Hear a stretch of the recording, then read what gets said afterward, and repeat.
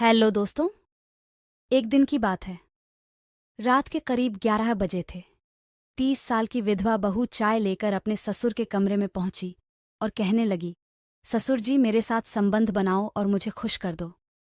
ससुर बेचारा मना करने लगा तो बहू ने उसे जबरदस्ती बेड पर लिटा दिया और ससुर के साथ एक सड़क दुर्घटना में पति कमलेश की मौत के बाद से सुनीता की मानो दुनिया उजड़ चुकी थी।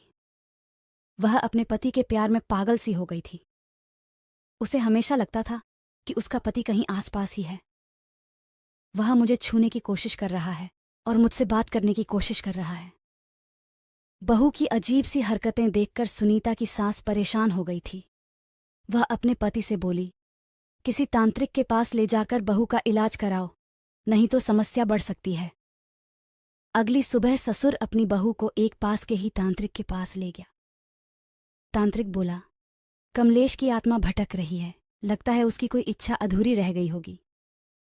तो सुनीता बोली, बाबा जी बताएं, उनकी कौन सी इच्छा अधूरी रह गई है, मैं उसे पूरा करूंगी। बाबा जी बोले, पहले कमलेश की आत्मा को किसी के अंदर प्रवेश कराना पड़ेगा, तभी वह बताएगा कि उसकी क्या इच्छा अधूरी रह गई है। सुनीता बोली, बाबा जी मेरे शरीर में प्रवेश कर दो। तो बाबा जी बोले, वह किसी पुरुष के शरीर में ही प्रवेश कर सकता है, महिला के शरीर में नहीं। फिर सुनीता बोली, तो मेरे ससुर जी के शरीर में करा दो। लेकिन ससुर मना करने लगा था।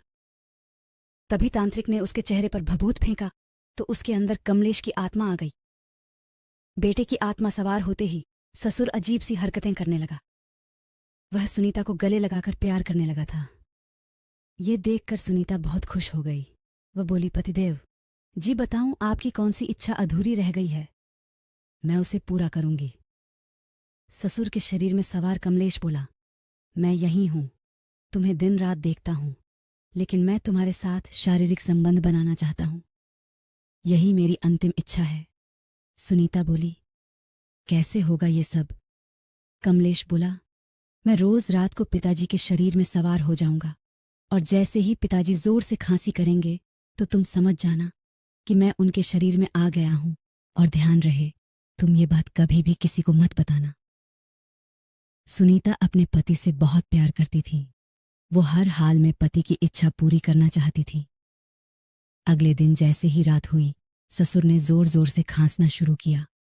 सुनीता समझ गई और तुरंत ससुर के कमरे में चली गई और दोनों संबंध बनाने लगे थे। इसके बाद रोज रात को ससुर खांसी करता था और सुनीता उसके बिस्तर में चली जाती थी। ऐसा करते करते कई महीने बीत गए थे। एक दिन सुनीता अपने ससुर से बोली, ससुर जी तो जिंदा रहते हुए भी इतना नहीं करते थे जितना मरने के बाद कर रहे हैं। मैं तो परेशान हो चुकी हूं। तो ससुर बोला, इसमें मैं क्या कर सकता हूं? अगर तुम अपनी पति की इच्छा पूरी नहीं करना चाहती हो तो तुम्हारी मर्जी है। सुनीता तो अपने पति की इच्छा को हर हाल में पूरा करना चाहती थी। इसीलिए ये सिलसिला लगातार कई महीनों तक चलता रहा।